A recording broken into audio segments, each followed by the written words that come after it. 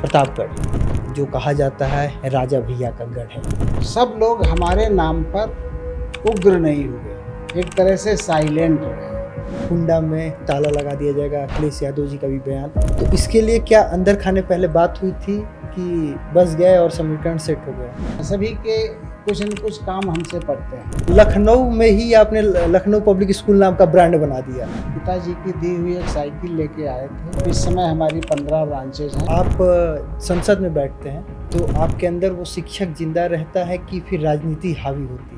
मैं आज भी अपने को शिक्षा से जुड़ा हुआ शिक्षक ही मानता हूँ। क्या कभी राजनीति में होते हुए अपने आदर्शवाद से समझौता करना पड़ा है? अगर कभी कुछ ऐसा आता है तो साइलेंट रहते हैं। अपनी निधि का कितना इस्तेमाल कहाँ कहाँ किया अभी? हमने सारी निधि का मैंने उन जगहों पर इस्तेमाल किया है। सरकारी स्कूल फेल होते जा रहा है और प्राइवेट सेक्टर ये शिक्षा विभाग ने धंधा बना दिया। इतनी लूट तो कभी हुई ही नहीं। ईमानदार कही जाती है कि सरकार बहुत ईमानदार। बेलगाम हो चुकी है ये नौकरशाही। अब सरकार ने क्या किया, पहले से 6% था शिक्षा का बजट, अब कर दिया है 2.5-3%। तो क्या सुविधा देंगे? आप अपनी ही बात ले लीजिए, 2006 का मामला, इंसाफ मिला 2014 में। बाइज्जत बरी सब, और ये तक कहा जज ने कि इसका रीइन्वेस्टिगेशन हो। ये झूठा आरोप लगाया गया।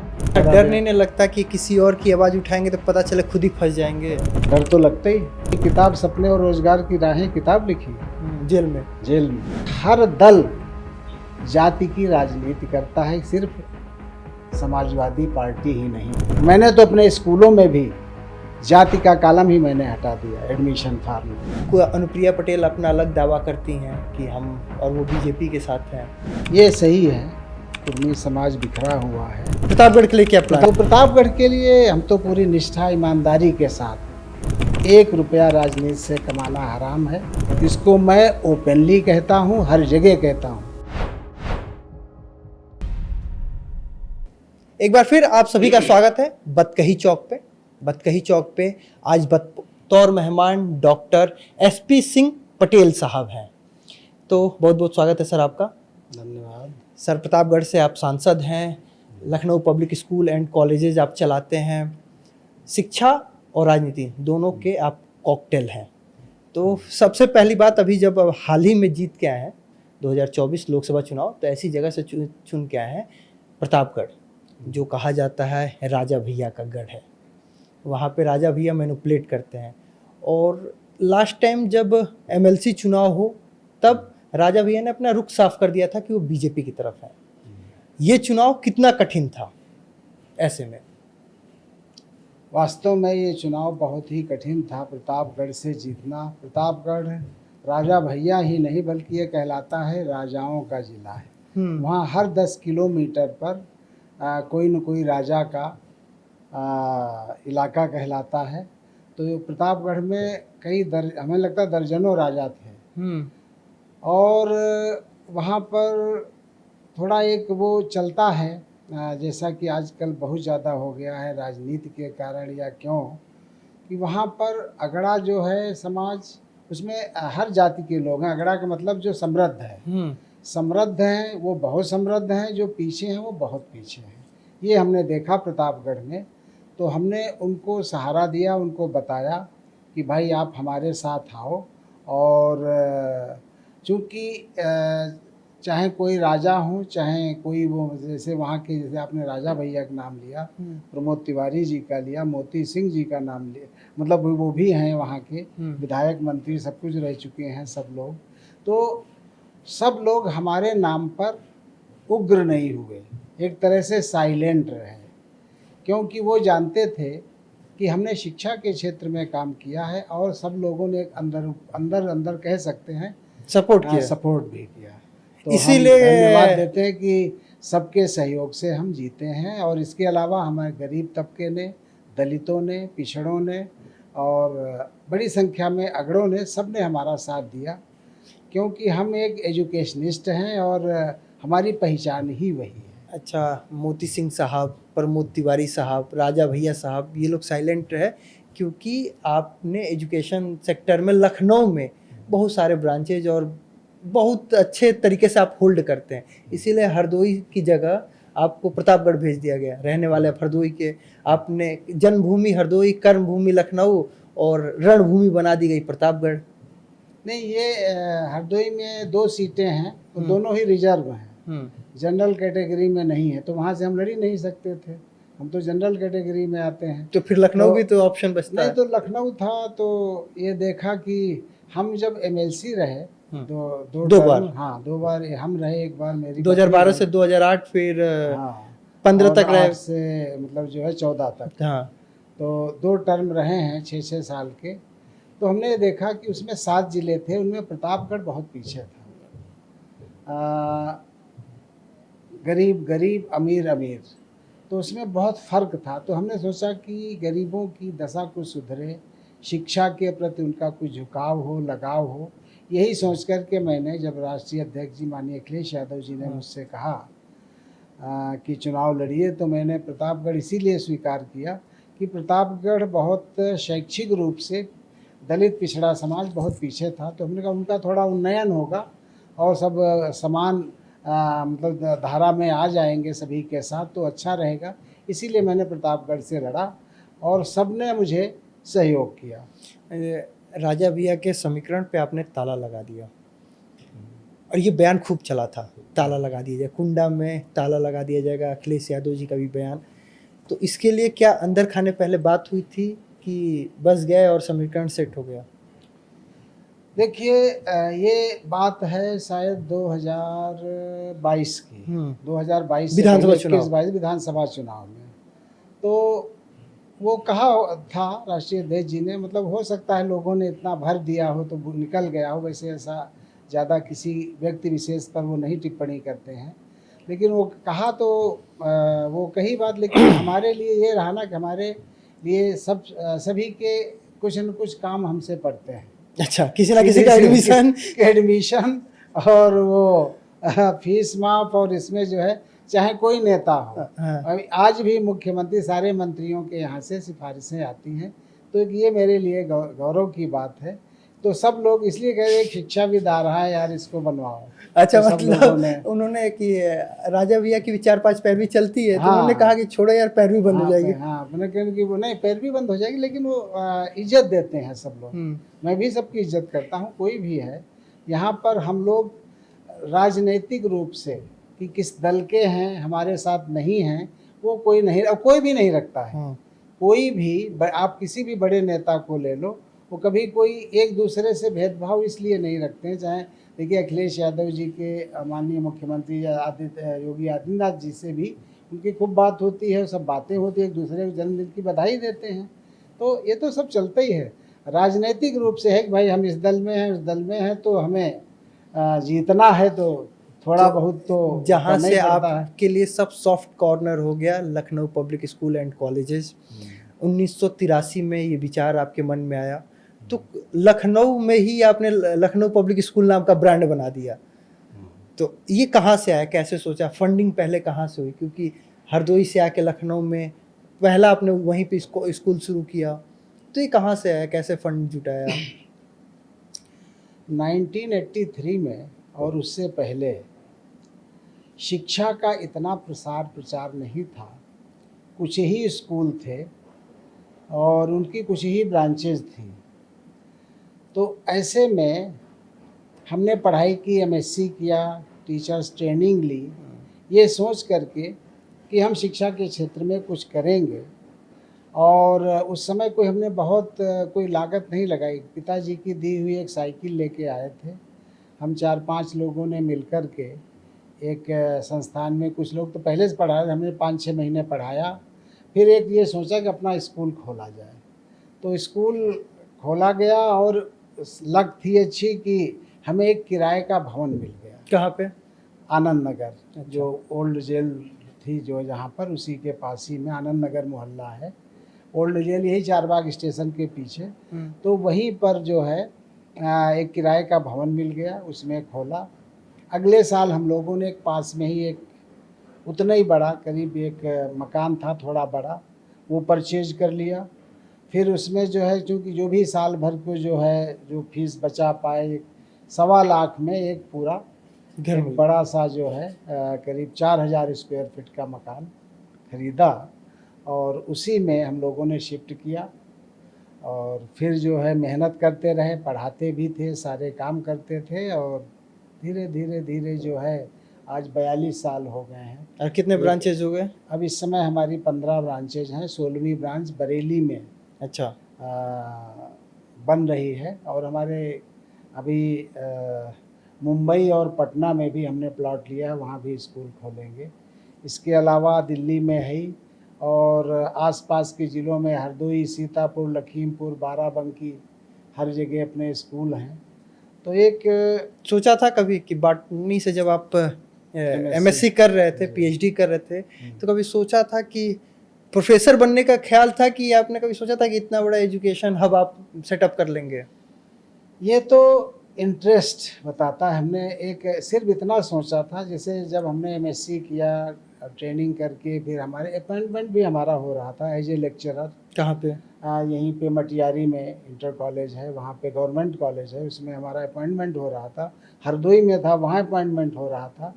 तो मैंने ये सोचा जॉब तो नौकरी तो कभी भी कर लेंगे, कुछ ऐसा किया जाए, हो सकता है कुछ संघर्ष करेंगे, आगे बढ़ेंगे तो जॉब सीकर के बजाय जॉब प्रोवाइडर बन जाए आगे चल कर के। तो आज करीब हो गया 1500 शिक्षक आपके पास नौकरी करते हैं? हाँ, हमारे पास इस समय है टोटल स्टाफ हमारा करीब जो टीचिंग उसमें स्कूलों में है वो करीब 2500 है। बताइए। 2500 वो हैं और 2500 के करीब उसके लगे हुए बिजनेस कर रहे हैं। सैकड़ों हर ब्रांच में कई कई से लोग वैन लगाए हैं, बस लगाए हैं जिससे बच्चे आते हैं। मतलब जॉब क्रिएशन आप कह सकते हैं इसको करीब 5000 2500 को तो डायरेक्ट सैलरी दे रहा हूँ। 2500 मतलब वो अपना उससे कमा रहे हैं। कोई ड्रेस बेच रहा है, कोई बुक्स बेच रहा है, कोई स्टेशनरी बेच रहा है। मतलब हर स्कूल के कई कई वो होते हैं। एक जगह पे होता है स्कूल तो वहाँ पर जितने भी हैं वहाँ पे वेंडर सब अपना तो धंधा पानी उसमें साथ तो चालू चूंकि कर आप देते हैं। ऐसे पब्लिक फिगर हैं, आप जाते हैं, राजनेता हैं, तो हर किसी से मिलना होता है, तो हर कोई ऐसे पैरवी भी लेके आता होगा कि अपने स्कूल में बस लगा दीजिए, अपने स्कूल में मेरा ड्रेस बिकवा दीजिए। और जिनका नहीं हाँ, करते हाँ, होंगे नाराज भी हो जाते होंगे। हाँ हाँ, आते हैं लोग। हमने कहा भैया देखो कंपटीशन का वो है, आप क्वालिटी का बनाओ तभी पेरेंट्स खरीदेंगे। क्योंकि आजकल हर कोई अपने बच्चे को अच्छे कपड़े पहना। तो एक बता दो हमारे दर्जनों वेंडर हैं और उनको कोई हमारा वो नहीं। हमने कहा जो अपना बेचो, देखो ये कलर है, ये है इस कंपनी इस मिल का कपड़ा है, जाओ तुम भी ले आओ, तुम भी बनाओ, तुम भी बेचो। यहाँ कोई ये प्रेस्क्राइब नहीं कि खाली एक ही बेचेगा। जब आप संसद में बैठते हैं तो आपके अंदर वो शिक्षक जिंदा रहता है कि फिर राजनीति हावी होती है? मैं आज भी अपने को शिक्षा से जुड़ा हुआ शिक्षक ही मानता हूँ, क्योंकि हमने करियर की शुरुआत शिक्षक के रूप में की। और आज जब हमारा पहली स्पीच हुई थी शिक्षा पे बोलने को मुझे मिला सदन में, पार्टी की तरफ से शिक्षा पर आप अपना रखेंगे व्यू, तो मैंने यही कहा था पहले मैं शिक्षक हूँ बाद में सांसद। आप हमारी अगर यूट्यूब पे मैंने देखा सुना तो उसमें आप यही पाएंगे, पहले मैं शिक्षक हूँ बाद में सांसद, और शिक्षा के क्षेत्र में हमें कुछ बोलना है। तो ये पूरी तरह से मैंने अपना जीवन शिक्षा के लिए, बच्चों के उज्जवल भविष्य के लिए और समाज के उत्थान के लिए, लोगों को रोज़गार देने के लिए अपने को समर्पित किया है। इसी में मैं भी और मेरे बच्चे, मेरा पूरा परिवार दिन रात स्कूलों के बेटरमेंट के लिए लगे रहते हैं। क्या कभी राजनीति में होते हुए अपने आदर्शवाद से समझौता करना पड़ा है? ऐसा हुआ है कि जो चीज़ देख रहे हैं गलत है लेकिन चुप हैं, बोल नहीं पा रहे हैं? ऐसा भी हो जाता है कि किसी ने कहा आदर्श तो यही है कि हम अच्छा काम करें, अच्छे से पढ़ाई कराएं, जनप्रतिनिधि के रूप में भी जो है एक आदर्श स्थापित करें। लोग आते हैं लेकिन मैं उसको साफ मना कर देता हूँ। जैसे पहले मैं विधायक रहा 12 साल, मतलब विधान परिषद सदस्य रहा, और अब सांसद हूँ, तो मैंने राजनीति को सेवा के रूप में लिया। मैंने कभी ये नहीं कहा सोचा कि ये राजनीति जो हम पैसा कमाने, धन कमाने के लिए या किसी उसके लिए है, तो मैंने हमेशा सेवा की है। और राजनीति को एक मतलब ये है ना कि न खाएंगे न खाने देंगे के सिद्धांत पर हम चलते हैं। नहीं, सवाल मेरा कुछ ऐसा था कि कभी ऐसा हुआ कि पार्टी के स्टैंड पे आपको चुप रहना पड़ा कि नहीं, इस पे नहीं बोलते हैं, ये जो स्टैंड है पार्टी का वो सही नहीं है, इसको ऐसे ही गो थ्रू कर देते हैं, कभी ऐसा हुआ? अगर कभी कुछ ऐसा आता है तो साइलेंट रहते हैं। अगर कोई हमें पसंद नहीं है कोई चीज़ तो साइलेंट रहते हैं, मुझे बोलना ही नहीं है इस पर कुछ। और ऐसा कुछ तो होता नहीं है कि, और हमेशा बोलने को मिलता नहीं। तो कोई बात है, पार्टी का पक्ष रखना है तो अपने जो भी हैं राष्ट्रीय अध्यक्ष हैं, प्रदेश अध्यक्ष हैं या उनके प्रवक्ता हैं, वो लोग रखते हैं बात। अपने को तो ऐसा कभी, अभी ऐसी असहज स्थिति कभी नहीं आई। अच्छा, अपने निधि का सबसे ज़्यादा इस्तेमाल आप कहाँ पे करते हैं? पूरी तरह से जनता के लिए। जैसे हमने ये देखा कि जब तक हम विधायक रहे तो उसमें 7 ज़िले थे। उन 7 ज़िलों में हमने, ये नहीं हो सकता था कि हम सभी को सेटिस्फाई कर, तो ये क्या करते थे, छोटी छोटी चीज़ें, हैंड पंप, सोलर लाइट वो लगवाई, क्योंकि 7 ज़िले बहुत बड़ा क्षेत्र हो गया। और निधि एक विधायक की, अब तो निधि अच्छी है, पहले तो कुछ भी नहीं था। जब हम पहली बार विधायक बने तो 50 लाख रुपए निधि हुआ करती थी और उसमें 7 जिले होते थे। तो तब भी हमने चूरन चटनी की तरह पहले हमने विद्यालयों को दिया सब, और कचहरियों में शेड डलवाए, जहाँ पर चूँकि ग्रेजुएट्स को मैं वो करता था। और हाँ, एक बात उन लोगों ने ये पूछी, शायद आगे भी वो हो, हम अभी बताए दे रहे हैं। लोगों ने कहा कि आप डिफरेंट क्या करेंगे। आप, बहुत से लोग विधायक हैं, सांसद हैं, सब लोग ये कहते हैं हम विकास कराएंगे। तो लोगों ने, पत्रकारों ने हमसे हमेशा यही प्रश्न किया, आप अलग करके क्या करेंगे, आप तो वो पॉलिटिशियन है नहीं, और निर्दल लड़े हैं। निर्दल आप जानते हो वही जीतता है जो अपने कुछ दम पे कुछ काम करता है। तो मैंने सबसे कहा कि मैं चूँकि युवाओं से चुना गया हूँ, जिसमें ज़्यादातर वोटर हमारे युवा हैं, ग्रेजुएट्स हैं, तो उनके लिए कुछ करेंगे। तो उन्होंने कहा कि उनके लिए क्या करेंगे, उनके लिए हम करियर काउंसलिंग कराएंगे। तो हमने हर ज़िले में, जब तक मैं विधायक रहा, हर ज़िले में लगभग हर साल काउंसलिंग कराता था कि कहाँ कहाँ मतलब रोज़गार के अवसर हैं।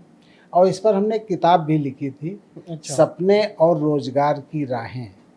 वो हमने उनको फ्री में बांटी। अच्छा, मतलब दी, और जहाँ जहाँ होती थी, जहाँ विद्यालय होते थे, वहाँ के प्रिंसिपल को देते थे, अपनी लाइब्रेरी में रखिए। बहुत ज़्यादातर ग्रामीण क्षेत्रों के जितने भी विद्यालय, उनकी लाइब्रेरी में आप पता करेंगे तो हमारी वो पुस्तक सपने और रोज़गार की राहें ज़रूर वहाँ दिखेगी। तो हमने कहा आप लोग पढ़िए और बच्चों को बताइए कि हम नौकरी तो सबको नहीं दिला सकते, लेकिन हाँ ये बता सकते हैं कि आप मोटिवेट कर सकते हैं। मोटिवेट उसमें पढ़िए और अपनी योग्यता के अनुसार जॉब ढूंढिए। अच्छा, इस बीते 1 साल में, चूंकि आप 1 साल तो हो गया, आप सांसद है प्रतापगढ़, अपनी निधि का कितना इस्तेमाल कहाँ कहाँ किया अभी? हमने सारी निधि का, मैंने उन जगहों पर इस्तेमाल किया है जहाँ पे विकास कार्य नहीं किया गया है। जैसे गाँव में देखा, यहाँ तक उनके घर तक जिनकी अप्रोच थी नेताओं तक, उनके घर तक तो सड़क बनी है, लेकिन देखा कि पूरी जो है दलित बस्ती है, पिछड़ों की बस्ती है, या कोई भी, वहाँ पे सभी जातियों के लोग रहते हैं, सवर्ण भी रहते हैं, लेकिन जहाँ पर विकास कार्य नहीं हुआ है वहाँ पर हमने 50 मीटर, 60 मीटर, 40 मीटर, क्योंकि निधि बहुत थोड़ी है और क्षेत्र बहुत बड़ा है, तो वो मैंने उसमें सड़कों में दिया है, सोलर लाइट्स में दिया है, और पूरा मतलब क्षेत्र में उन लोगों को, वंचित लोगों को दिया जिनको उसका लाभ नहीं मिला। अभी हम देखें तो एजुकेशन सेक्टर में बहुत काम करने की ज़रूरत है। अगर देखा जाए शिक्षा प्रणाली का, तो जो बेसिक शिक्षा सिस्टम है पूरा गोल है, जो सरकारी, और वहीं प्राइवेट सेक्टर है जो बूम कर रहा है। आप चूँकि राजनेता हैं, आप दोनों चीज़ को देखते हैं, अंदर भी सिस्टम से देखते हैं और बाहर आप प्राइवेट सेक्टर स्कूल भी चला रहे हैं। कमी कहाँ है कि सरकारी स्कूल फेल होते जा रहे हैं और प्राइवेट सेक्टर बूम बम बम? हम तो ये कहते हैं कि इसके लिए विल पावर या नियत ये आपको स्ट्रांग करनी पड़ेगी। आप ये देखें, वही प्राइवेट स्कूल दिल्ली में है, आपने दिल्ली के सारे स्कूल देखे, वहाँ बहुत बड़ी संख्या में बच्चे पढ़ते हैं और उन्होंने इतना मेंटेन किया है, इतने अच्छे बना दिए हैं कि खुद सबके बच्चे, अच्छे अच्छे घरों के सब बच्चे वहाँ जाने लगे हैं, पढ़ाई अच्छी होती है। और वहाँ की तो ऐसे ही यहाँ करना पड़ेगा। सरकार आप देखें बजट कम करती जा रही है शिक्षा का। क्या मंशा नहीं है क्या चलाने का? नहीं, अभी तो बंद कर दिया गया। नहीं, ये बंद कर रहे हैं ये इसीलिए कि इस पे बजट पे मतलब जो उनको शिक्षा पर ज़्यादा वही नहीं है, फोकस ही नहीं है इस सरकार का। मैं इसको ओपनली कहता हूँ। वरना कोई स्कूल खुले हुए बंद करता है, हाँ वहाँ सुविधाएं दो, टीचर से अपॉइंट करिए और टीचर के साथ सबको वहाँ लोगों को मोटिवेट करिए, अच्छा इंफ्रास्ट्रक्चर दीजिए दिल्ली की तरह। तो आप देखिए अभी यही स्कूलों में, हम लोग भी तो उन्हीं स्कूलों के पढ़े हैं भाई। पहले के देखिए, पहले पब्लिक स्कूल प्राइवेट स्कूल कहाँ होते थे। जब थोड़ी जो है लापरवाही ये भी हुई है, शिक्षकों ने भी की है कि हर कोई वो चाहता अब तो सरकारी जॉब मिल गई तो हम अब पढ़ाएं चाहे न पढ़ाएं, बस कहाँ सुविधाजनक स्थिति में पता लगा 4 लोग अपॉइंट हैं तो 1 लोग पहुंच रहे हैं, बाकी लोग छुट्टी पे हैं। तो ये दोनों तरफ से वो हुई है। एक तो अनुशासन की कमी सरकार, और उसमें जो अधिकारी लोग हैं वो खुद वो करते हैं कि ठीक है हमें इतने पैसे दो, ये चल रहा है, रिश्वत चलता है। रिश्वत वही बात है कि जो मतलब पैसे लेते हैं कि ठीक है मत जाओ लेकिन हमें इतने दे जाओ। ये भी मैं इसको ओपनली कह रहा हूँ। जो शिक्षा क्षेत्र है वो माफिया सेक्टर हो गया। आरटीआई के तहत एडमिशन नहीं हो रहे हैं, डीएम को एफआईआर करना पड़ रहा है। लखनऊ में ये हाल है, बाकी जगह तो छोड़ दीजिए। RTE, right to education act जो है ये बना है उनके लिए जो वास्तव में गरीब है। लेकिन ये भी आपको बता रहा हूँ, ओपनली मैं कह रहा हूँ, ये शिक्षा विभाग ने धंधा बना लिया है। वेल ऑफ हैं, घर पे भले ही महंगी गाड़ी नहीं लेकिन 4 व्हीलर खड़ा है, स्मार्टफोन लिए हैं, बुलेट से आ रहे हैं और उनके बच्चे आरटीई में आते हैं। ये आपको बिल्कुल गलत सूचना दी जाती है। शिक्षा विभाग ने धंधा बना रखा है। वही मैं कह रहा हूँ, शिक्षा माफिया नहीं, शिक्षा विभाग ने, शिक्षा विभाग ने धंधा बना रखा है। वो स्कूल चाहिए इतने पैसे लाओ, वो स्कूल चाहिए इतने, ये चल रहा है और उनको बस दे दिया जाता है। जबकि आरटीई कहता है, आरटीई अगर उसको पढ़ें कि उनके घर से जिस विद्यालय को अलॉट किया जाएगा, बीच में कोई रिकॉग्नाइज्ड स्कूल है तो उसको वो विद्यालय मिलेगा। रह रहा है 10 किलोमीटर, 5 किलोमीटर, 7 किलोमीटर दूर विद्यालय दे रहे हैं वहाँ। ये सब हम तो कमियां हैं और उनको मिलना चाहिए जो वास्तव में गरीब जिसको जरूरत है। तो गरीबों को नहीं मिल रहा है, यहाँ गरीबों को इसमें मिल ही नहीं रहा है। आप पता करें, इसमें मुश्किल से 1-2% भी हमें लगता है। देखिए ना कि गोरखपुर वाला मामला हो या मुरादाबाद वाला मामला हो, सीएम को खुद हस्तक्षेप करना पड़ा, उसके बाद एडमिशन हुआ। नहीं, वो मैं वो कह रहा हूँ क्योंकि ये धंधा हर चीज़ में देखिए आजकल तो सारे मतलब जो इतनी बेलगाम हो गई है, इतनी घूसखोरी हो गई है, ये तो एक देश को मतलब बिल्कुल गड्ढे में ले जा रहे हैं। हर कोई काम आप करा ही नहीं सकते। आप खुद देख रहे होंगे, आप जाए पता करें किसी विभाग में कोई काम हो, किसी विभाग का काम हो, इतनी लूट तो कभी हुई ही नहीं। ईमानदार कही जाती है कि सरकार बहुत ईमानदार है। बिल्कुल ये गलत है। इससे ईमानदार मायावती थी, अखिलेश जी नहीं थे। नहीं, हमें एक बात बता रहे, मायावती को कहा जाए, अखिलेश जी के शासन तो अच्छा था। हाँ। वहाँ इतनी वो नहीं, बहुत कम थी, सबसे कम थी। फिर वो थोड़ा बहुत अपना जो अधिकारी लोग बाबू और वो लोग कर लेते हों, लेकिन इस समय तो वो बिल्कुल वो चल रहा है धंधा। ये इतना देना ही है। हम लोग फ़ोन कर देते थे जनप्रतिनिधि के नाते, तुरंत मान्यता हो जाती थी। और आज ये है कि हम ही से पैसा मांगा जा रहा है, मतलब मेंबर ऑफ पार्लियामेंट है। अच्छा, तो प्राइमरी की मान्यता के लिए पैसा मांगा जाता है, जूनियर की मान्यता के लिए अभी हाल में कुछ ऐसा हुआ है? अभी हाल में सब हो रहे हैं, कोई काम ही नहीं होता। कौन सी घटना, कहाँ पे? हम बात बता रहे हैं कि हमारे स्कूलों में है। तो जब हम लोग उससे नहीं बच पा पैसा की विरोध किया, तो विरोध किया, डांटते हैं, लटका पड़ा है। सिर्फ ये दिखा दिया सीबीएसई से मान्यता है, सीबीएसई ने मान्यता दे दी।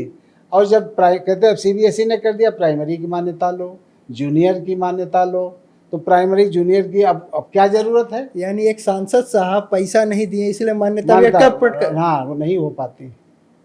तो ये चल रहा है इस समय, इस कदर लोग, क्योंकि बेलगाम हो चुकी है ये नौकरशाही। कंट्रोल कैसे किया जाए, आपको क्या लगता अब है? ये सरकार ही मतलब करवा रही है, हमें तो यही लगता है। शिक्षा चाहे सरकारी हो या प्राइवेट, सबके बस में हो, इसके लिए आपका क्या प्लान है? देखिए सर, सबके बस में हो, सरकार की जिम्मेदारी है अपने स्कूल बढ़ाएं, और न कि ये बंद करें, बढ़ाएं और उनमें फैसिलिटीज दें। जो न शिक्षक वहाँ पहुँचे उस पर एक्शन लें, और पहले तो उनको कहें कि अपने बच्चों को वहाँ पढ़ाओ। जो टीचर वहाँ पढ़ाए उनके बच्चे ही वहाँ नहीं पढ़ते, वो भेजेंगे प्राइवेट स्कूल में। मैं एक बात बता रहा हूँ कि ये सब चल रहा है, कितना हम बोलेंगे, कितना बुलवाओगे सब, और हर कोई जानता है इस बात को, कहता नहीं कोई, हर कोई जानता है। तो शिक्षा क्यों चौपट हुई? मैं तो कहता हूँ, दिल्ली का एग्जाम्पल दे रहा हूँ। जब दिल्ली में हो सकता है, दिल्ली में ऐसा नहीं कि 2-4 स्कूल हुए हैं। अगर आपको एजुकेशन स्कूल, अगर आपको यूपी का एजुकेशन मिनिस्टर बना दिया जाए तो आपका क्या प्लान रहेगा, कैसे दुरुस्त करेंगे आप इसको? दुरुस्त करने के वहाँ पर बढ़िया इंफ्रास्ट्रक्चर दो, वहाँ अगर कंप्यूटर लगाना कंप्यूटर दो, आजकल ज़रूरत है स्मार्ट बोर्ड की, तो स्मार्ट बोर्ड दीजिए, तब शिक्षा मतलब उस पर खर्च करिए। आप तो अब सरकार ने क्या किया, पहले से 6% था शिक्षा का बजट, अब कर दिया है 2.5-3%। तो क्या सुविधा देंगे? जब बजट ही घटाते जा रहे हो तो कहाँ से वो मिलेगी? क्योंकि ये लगता है कि सरकार ही नहीं चाहती है कि शिक्षित हों लोग, और फिर कंपेयर करते हैं चाइना से, क्योंकि वहाँ पर ज़्यादातर देशों में शिक्षा प्राइवेट स्कूल हैं। हमने तो फॉरेन के भी देखे हैं, गवर्नमेंट स्कूल्स देखे हैं, प्राइवेट स्कूल्स देखे हैं। हमारी प्रिंसिपल्स जाती हैं विदेश जाकर के, वहाँ के स्कूल्स प्राइवेट और सरकारी दोनों देख के आते हैं, इक्वली गुड है। यहाँ देखो प्राइवेट स्कूल की देख लीजिए और सरकारी स्कूल की स्थिति, जमीन आसमान का अंतर है। वही नहीं, वहाँ कुछ पानी पीने तक की व्यवस्था नहीं, वॉशरूम नहीं है, और सब स्कूल खुले पड़े, तो वहाँ कौन भेजेगा अपने बच्चे? कैसे लड़कियां हैं, कैसे टीचर्स वहाँ काम करेंगे अगर लेडीज हैं? तो ये पहले तो इंफ्रास्ट्रक्चर सही करना पड़ेगा, फिर जो है सबको जागरूक करना पड़ेगा, तब ये होगा। और ये होना चाहिए शिक्षा पर, शिक्षा का बजट इसको बढ़ा के पहले 6%, इसको कम से कम 10% करना चाहिए, क्योंकि इसी से समृद्धि आती है, और इस पर सरकार का कोई ध्यान नहीं है। कमी शिक्षा की तरफ ही नहीं है, न्याय मिलने में भी देरी हो जाती है। आप अपनी ही बात ले लीजिए, 2006 का मामला, इंसाफ मिला 2014 में। तो एक लंबा दौर 8 साल, ये 8 साल तक एक धब्बा लगा रहा कि आप आरोपी हैं, हत्या कराई है आपने, और वो भी मतलब विद्यालय प्रबंधन के व्यक्ति की। तो और उसको आप बार बार जस्टिफाई कर रहे हैं, 8 साल कह रहे भाई मैंने नहीं किया। तो ये न्याय प्रणाली में भी तो लूप होल है, बहुत है लूप होल्स। न्याय प्रणाली क्या, ऐसे हमारे एडवोकेट्स हैं या कोई भी, अगर कुछ ऐसा है तो जल्दी से जल्दी उसका निस्तारण होना चाहिए। लोग जो है मुकदमे करा के बस संख्या बढ़ाते जा रहे हैं, उनका डिस्पोजल नहीं हो रहा है। हमारे ही केस ले लो, बाइज्जत बरी, कोई आरोपी, मतलब 4 लोग थे, चारों में किसी को कोई वो नहीं हुआ सब, और ये तक कहा जज ने कि इसका रीइन्वेस्टिगेशन हो, ये झूठा आरोप लगाया गया।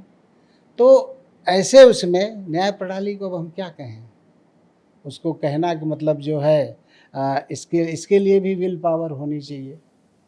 जजेस को सोचना चाहिए कि हम कैसे त्वरित न्याय दें इस पर। वहाँ तो आप देखें बहुत से उसमें बस आए, बस हाजिरी लगाओ जाओ, हाजिरी लगाओ जाओ, यही होता रहता है। वही डेट पर डेट, जैसा कि पिक्चर में दिखाया गया, तारीख पे तारीख। परेशान हो गए थे कि नहीं? बहुत परेशान हुए। एक मतलब जो है, हमने तो कोई वो किया नहीं, ना कोई मतलब, और अगर किया होता तो निश्चित रूप से मुझे दंड मिलता। कहीं कोई एक भी क्लू नहीं उसको प्रूव कर पाए। उसमें कहा थी कोई कड़ी आपस में जुड़ी नहीं रही, एक झूठी कहानी बना के बस वो कर दिया, और भी घटना के 3.5 महीने बाद। घटना के 3.5 महीने बाद जब हमने हाउस में उठाया, मैं विधान परिषद सदस्य था, इसकी CBI जांच हो, तब वो हम ही पे लगा दिया। कि चलो अच्छा तुम ही अंदर चलो, ये हुआ था। तो ये किसी भी मतलब समर्पित व्यक्ति को जिसने इतना बड़ा रोजगार सृजन किया हो, हजारों लड़के लाखों लड़के अब तक पढ़ के निकल चुके हैं, देश दुनिया का ऐसा कोई देश नहीं जहाँ पर हमारे अलमनाई अच्छे पदों पर न हो, और हर वर्ष करोड़ों रुपया विदेशी मुद्रा के रूप में कमा के दे रहे हैं। जिसने ऐसा काम किया उस पर ऐसे आरोप लग जाते हैं और सब लोग जो है मौज लेते हैं, इन्होंने कराया। सिर्फ अरे वो तो देखो हमारी तो बेल हो गई थी 2 ही महीने में, क्योंकि लग रहा था जो FIR लिखी गई और ये जो भी केस डायरी थी उसको पढ़ के जज ने करी, तो एक हास्य मतलब जो है वो लगता है एक फिल्म की इन्वेस्टिगेशन पर एक धब्बा है। यहाँ के मतलब जज ने लिखा हमारे उसमें बेल ऑर्डर में, वही सुप्रीम कोर्ट वो लोग चले गए, सुप्रीम कोर्ट करा इन्होंने तो पहले ही बरी करके, उन्होंने एक थे जज साहब, उन्होंने हमारी बेल खारिज कर दी, तभी उसमें रहना पड़ा। और फिर इन लोगों ने लिंगरान करना शुरू कर दिया कि लिंगरान करते रहो। सुप्रीम कोर्ट ने बेल खारिज कर दी है तो अब कोई हाई कोर्ट तो दे नहीं सकता। अब ऐसा डर नहीं लगता कि किसी और की आवाज़ उठाएंगे तो पता चले खुद ही फंस जाएंगे? आपने विधानसभा में आवाज़ उठाई, खुद ही जेल जाना पड़ा। और अब किसी की आवाज़ उठाने में डर नहीं लगता है? डर तो लगता ही, कहीं जेल जाना पड़ेगा। हाँ भाई, जब हम बिना मतलब अपराध के हमें अपराधी बना दिया गया, जब अपराध किए ही नहीं और हमें इतने मतलब जो है लगभग 5.5 साल मतलब सिर्फ उसमें कि आरोपी के रूप में वहाँ रखा गया, और जब बाइज्जत बरी हुई तो 5.5 साल का कौन वो देगा? उस 5.5 साल हमारे जो बर्बाद किए इस सिस्टम ने, उसका कौन जिम्मेदार है? हम और अच्छा काम करते और लोगों को रोजगार। हाँ MLC थे और जेल में थे। अब एक से एक कलाकार वकील होते हैं, बता दिया ये तो विधायक हैं, विधायक तो जानते हो माफिया होते हैं। ये नहीं देखा कि शिक्षक हैं, शिक्षाविद हैं, लेकिन लोग वही समझ लेते हैं ये तो सब वही हैं, अंदर करो। तो अंदर भी परेशान किया जाता था? नहीं, अंदर नहीं, अंदर क्या परेशान करें, वहाँ तो हम एक शांत अपना पड़े रहते। वो जो समय मिला वो भी आपको ग्रोथ करने के लिए, प्लानिंग करने के लिए? मैंने वो लिखी, वही किताब सपने और रोजगार की राहें किताब लिखी जेल में। दिन भर पढ़ा करता था, क्या है पूरी बुक लिख डाली। वो देखिए इतनी मोटी किताब है, वो युवाओं के लिए एक रामबाण है। और मैं दावा करता हूँ इंडिया में ऐसी किताब नहीं है करियर काउंसलिंग पे, नंबर 1 किताब है। मैंने उसका सदुपयोग किया, समय कुछ रचनात्मक कार्य करना है।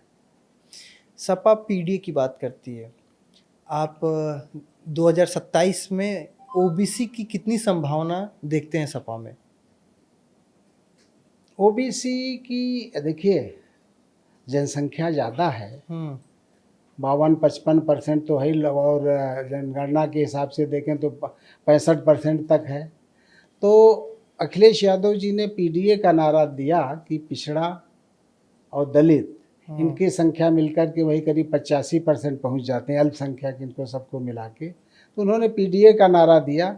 साथ में उन्होंने ये भी कहा कि PDA का मतलब ये नहीं है कि केवल पिछड़े ही, हर जाति में पिछड़े लोग हैं, जो गरीब हैं वो पिछड़े हैं।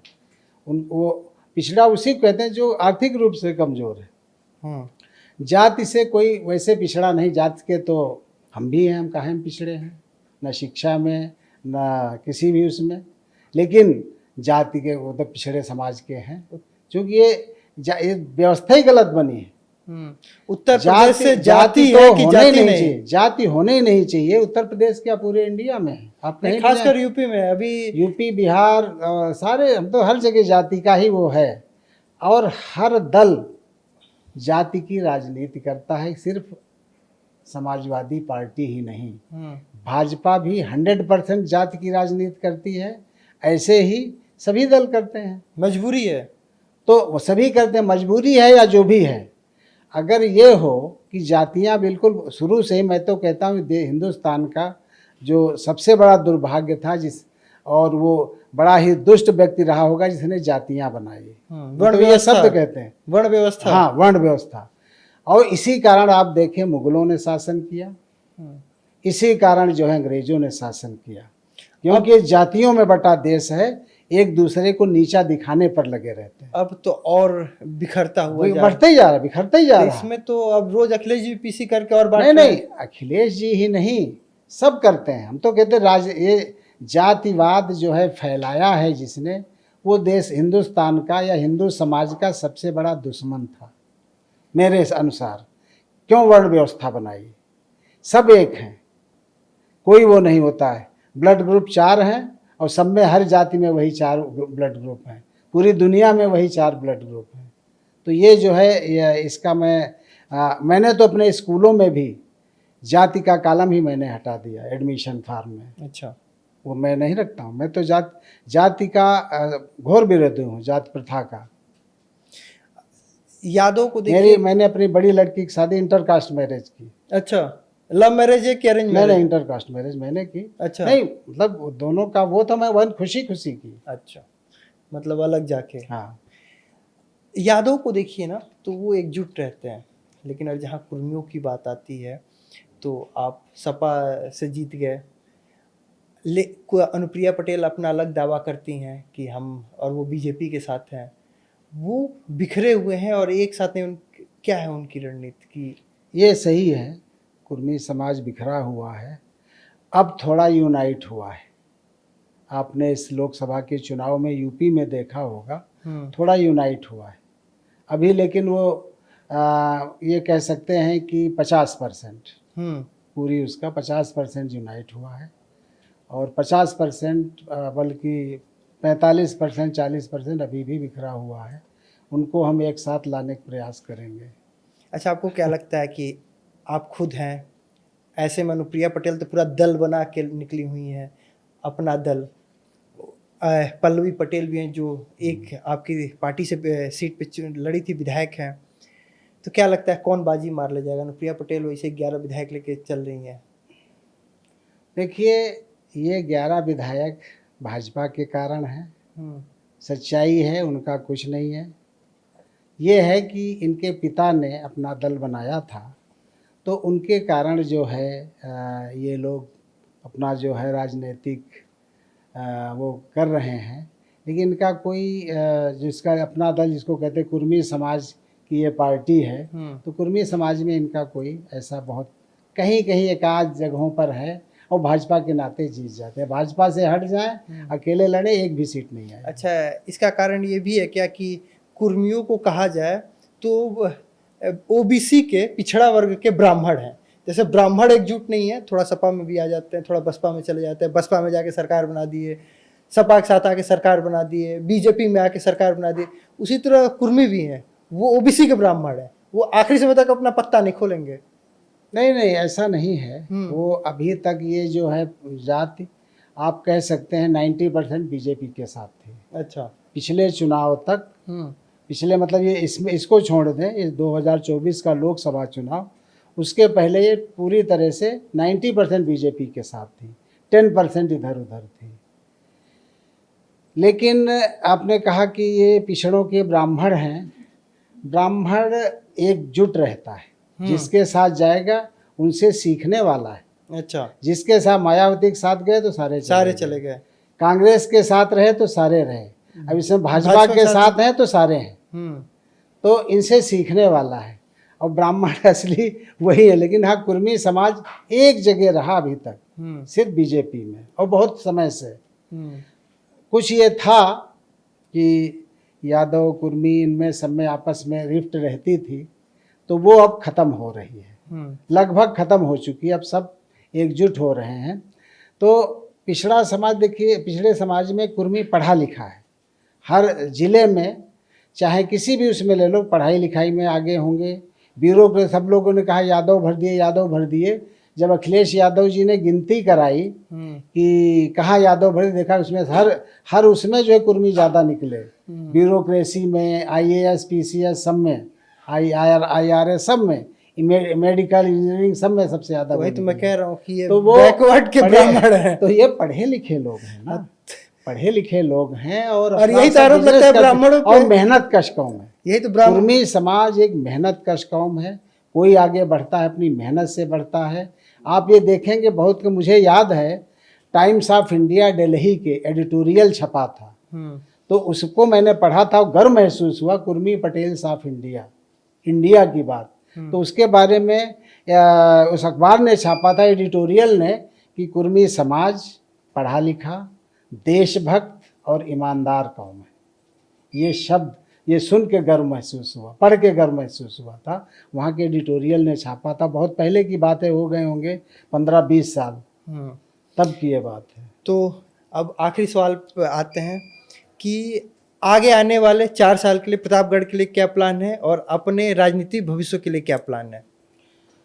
राजनीतिक भविष्य तो हमारा, पहले बता दो, राजनीतिक भविष्य तो हम अखिलेश जी के साथ हैं, पूरी तरह से हैं। और आगे अखिलेश जी बढ़ेंगे। की, हाँ, वो विकास पुरुष, उनको हम मानते हैं। हाँ। उन्होंने जो काम किए, पहले मैं निर्दल था, सिर्फ 2012 से 17 तक के उनके कामों को देख करके, उनकी योजनाओं को देख करके, और हर वर्ग के लिए उन्होंने जो काम किए, चाहे लड़कियों के लिए कन्या विद्या धन हो, युवाओं के लिए बेरोजगारी का भत्ता हो, चाहे विकास के लिए हो, चाहे लखनऊ के विकास के लिए हो, ये जनेश्वर मिश्र पार्क, एशिया का जिसे ऑक्सीजन बैंक कहते हैं, इकाना स्टेडियम, हर क्षेत्र में उन्होंने बहुत काम किया। सिर्फ उनके इस विकास के कार्य को देखकर मैं उनसे जुड़ा पहली बार, और अब मैं उन्हें अपना मैं आदर्श मानता हूं और उनके साथ ही रहूँगा। तो ये तो हमारा है राजनीतिक भविष्य। रही बात, आपने दूसरा प्रश्न किया था कि व्यक्तिगत अभी प्रतापगढ़ के लिए क्या प्लान? प्रतापगढ़ के लिए क्या करेंगे? तो प्रतापगढ़ के लिए हम तो पूरी निष्ठा ईमानदारी के साथ, 1 रुपया राजनीति से कमाना हराम है, इसको मैं ओपनली कहता हूँ, हर जगह कहता हूँ। राजनीति से 1 रुपया कमाना हराम है।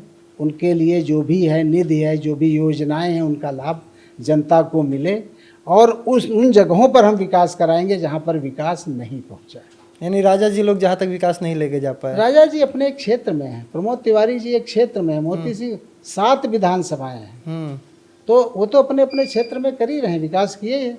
लेकिन हम ये कह रहे हैं कि बहुत से और भी हैं जहाँ पर विकास नहीं पहुँचा है, जहाँ सबका साथ सबका विकास नहीं पहुँचा है। हाँ, नहीं पहुँचा है, तो वहाँ पर मुझे ले जाना है और वो मैं कर रहा हूँ। तो बहुत बहुत धन्यवाद आज हमारे साथ बतकही करने के लिए। तो ये थे आज हमारे साथ बतकही चौक पे बतौर मेहमान डॉक्टर शिवपाल सिंह पटेल। मैंने जानबूझ के पहले नाम नहीं लिया था शिवपाल सिंह पटेल, लेकिन चलते चलते पूरा नाम लेना इसलिए भी ज़रूरी है क्योंकि पूरा नाम आपको पता होना चाहिए। और आपको ये वीडियो, ये पॉडकास्ट कैसा लगा, बातचीत कैसा लगा, कमेंट करके जरूर बताइएगा। अपने यार मित्र को ये वीडियो साझा करना ना भूलिएगा। मुझे दीजिए इजाज़त, नमस्कार।